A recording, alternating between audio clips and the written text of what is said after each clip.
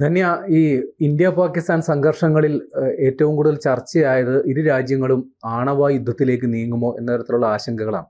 എന്നാൽ ആ ആശങ്കകൾക്കൊന്നും അടിസ്ഥാനം ഉണ്ടായിരുന്നില്ല എന്ന തരത്തിൽ ഇപ്പോൾ വാർത്തകൾ വന്നിട്ടുണ്ട്. ഇന്ത്യ ഔദ്യോഗികമായിട്ട് അത് സ്ഥിരീകരിക്കുകയും ചെയ്തു. പാകിസ്ഥാൻ ഒരു തരത്തിലും അങ്ങനെ ഒരു ആണവ ഭീഷണി ഉയർത്തിയിരുന്നില്ല എന്നും. എന്താണ് അതിന്റെ കൂടുതൽ വസ്തുതകൾ എന്താണ്? ശരിയാണ് പ്രേംലാലേട്ടാ. ഈ തുടക്കം മുതൽ പാകിസ്ഥാൻ നമ്മളെ ഇന്ത്യ ഭീഷണിപ്പെടുത്തിക്കൊണ്ടിരുന്നത് ഞങ്ങളുടെ 130 ആണവായുധങ്ങളുണ്ട്. 130 എണ്ണമുണ്ട്. അത് ഞങ്ങൾ ഇപ്പോൾ ഇന്ത്യക്ക് നേരെയാണ് തിരിച്ചു വെച്ചേക്കുന്നത്. ഞങ്ങൾ ഇപ്പോൾ അത് പ്രയോഗിക്കും എന്നാണ് നിരന്തരം പാകിസ്ഥാനിൽ നിന്ന് മുഴക്കിക്കൊണ്ടിരുന്ന ഭീഷണി എന്ന് പറയുന്നത്. ഇന്ത്യ അതിന് ഒരു മറുപടിയും പറഞ്ഞില്ല. നിങ്ങൾ വിട്ടോ, കുഴപ്പമൊന്നുമില്ല, ഇതൊന്നും കണ്ട് ഇന്ത്യ ഭയക്കില്ല എന്ന നിലപാട് തന്നെയാണ് ഇന്ത്യ സ്വീകരിച്ചത്. കാരണം ഈ ആണവ ആയുധങ്ങളുള്ള രണ്ട് രാജ്യങ്ങൾ തമ്മിൽ ആണവ യുദ്ധം നടക്കണമെങ്കിൽ അതിന് കുറെ നിബന്ധനകളുണ്ട്. അത് പാലിച്ച് മാത്രമേ ആണവ ആയുധം പ്രയോഗിക്കാൻ കഴിയൂ. അത് ഇന്ത്യക്ക് നന്നായിട്ട് അറിയാം. അത് ധിക്കരിച്ചുകൊണ്ട് പാകിസ്ഥാൻ എന്തെങ്കിലും ചെയ്താൽ പിന്നെ ആ രാജ്യം ഉണ്ടാകില്ല എന്നുള്ളതാണ് വസ്തുത. അതുകൊണ്ട് പാകിസ്ഥാനും അത് അറിയാവുന്നത് കൊണ്ട് പാകിസ്ഥാൻ അത് ചെയ്യില്ല. ഈ ആണവായുധം എന്ന് കേൾക്കുമ്പോൾ ഇന്ത്യ ഭയക്കും. അത് എന്നിട്ട് ഇന്ത്യ ഈ എന്താ പറയുക, നയതന്ത്രപരമായ ഈ സിന്ധു നദീജല കരാർ റദ്ദാക്കുന്ന നിലപാടിൽ നിന്നൊക്കെ ഇന്ത്യ പിന്മാറും ഈ ആണവായുധ ഭീഷണി ഭയന്നുകൊണ്ട് എന്നൊക്കെയാണ് പിന്നെ പാകിസ്ഥാൻ തള്ളിമറിച്ചത്. പാകിസ്ഥാൻ പറഞ്ഞുകൊണ്ടിരുന്നതും അത് തന്നെയാണ്. ഇതിനിടയ്ക്കാണ് ട്രംപിന്റെ തള്ളും വരവും വരുന്നത്. ട്രംപ് പറയുന്നു ആണവായുധ പ്രയോഗം പാകിസ്ഥാൻ നടത്തും, അതുകൊണ്ട് ഞാൻ ഇന്ത്യയോട് സംസാരിച്ചു, അതുകൊണ്ടാണ് ഈ പിന്മാറ്റത്തിന് ഇന്ത്യ തയ്യാറായതെന്നൊക്കെ പറഞ്ഞുകൊണ്ട് ലോകത്ത് മുഴുവൻ സഞ്ചരിച്ച് അപ്പൊ ട്രംപ് ഒരു തള്ളു തടി. അതിന്ന് രാവിലെ പ്രേംലാലേട്ടനെ ഡീറ്റെയിൽസ് ഒക്കെ കൊണ്ടുവന്ന് പൊളിച്ചടുക്കി. അത് കൃത്യമായ വിവരങ്ങൾ പുറത്തു വന്നു. ട്രംപ് അല്ല, അത് US vice president JD Vance ആണ് ആദ്യം വെടിപൊട്ടിച്ചത്. അമേരിക്കൻ ഇന്റലിജൻസ് വൃത്തങ്ങൾക്ക് എന്തോ വലിയ ഭീകരമായ എന്തോ ഒരു വിവരം കിട്ടി, അതുകൊണ്ട് ആണ് അമേരിക്ക ഇടപെട്ടു എന്ന തരത്തിൽ.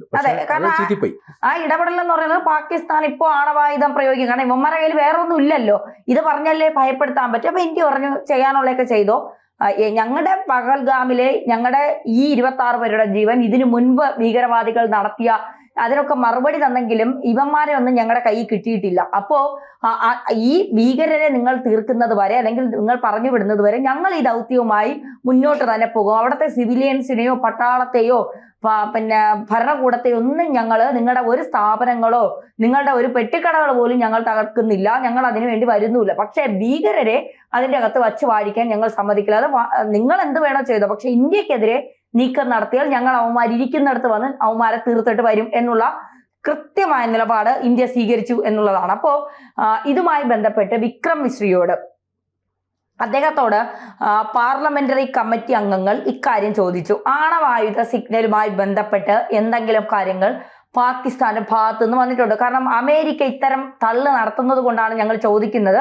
അത്തരത്തിൽ എന്തെങ്കിലും പിന്നെ സിഗ്നലുകൾ പാകിസ്ഥാന്റെ ഭാഗത്തു നിന്ന് വന്നിട്ടുണ്ടോ?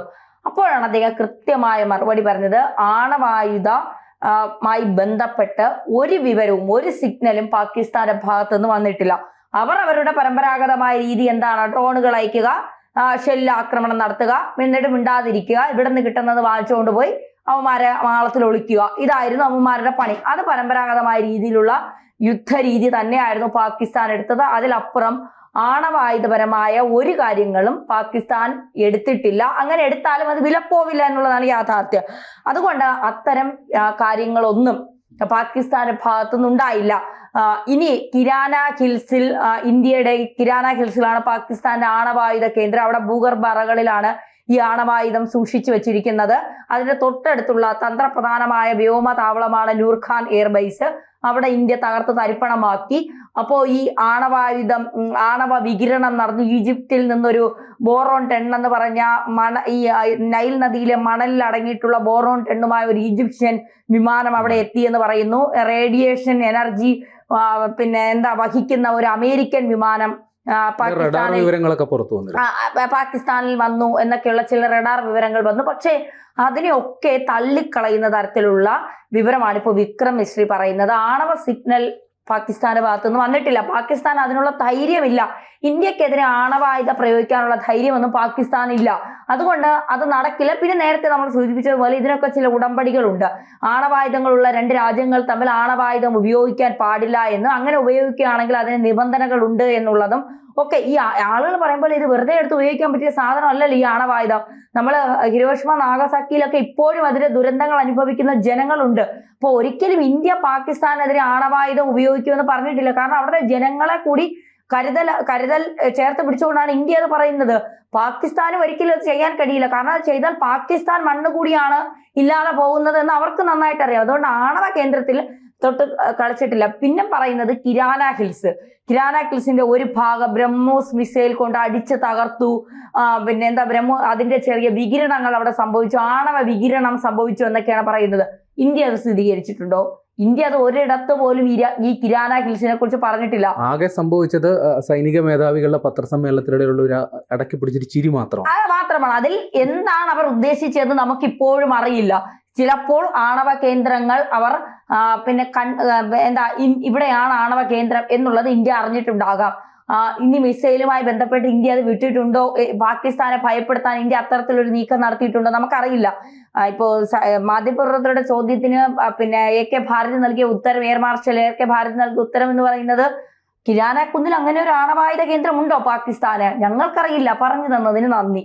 ഇതാണ് മാധ്യമപ്രവർത്തകരോട് അദ്ദേഹം പറഞ്ഞു. വല്ലാത്തൊരു നന്ദി പറച്ചിലായി. പറഞ്ഞതിന് ശേഷമുള്ള ആ ഒരു ചിരി, അതായത് ഞങ്ങൾക്കെല്ലാം അറിയാം, ഞങ്ങൾ കൊടുക്കേണ്ടതുപോലെ കൊടുത്തിട്ടുണ്ട്, ഞങ്ങൾ തീർക്കേണ്ടതുപോലെ തീർത്തിട്ടുണ്ട്, ബാക്കി ഇനി വരുന്നിടത്ത് വെച്ച് കാണാം എന്നുള്ള ഒരു എല്ലാം ചെയ്തതിന് ശേഷമുള്ള ഒരു ചിരി ഉണ്ടല്ലോ, എല്ലാം കഴിഞ്ഞതിന് ശേഷം ഒരു കോൺഫിഡൻസോട് കൂടിയുള്ള ഒരു ചിരി, അതാണ് നമ്മൾ AK ഭാരതിയുടെ മുഖത്ത് കാണാൻ കഴിഞ്ഞത് എന്നുള്ളത്.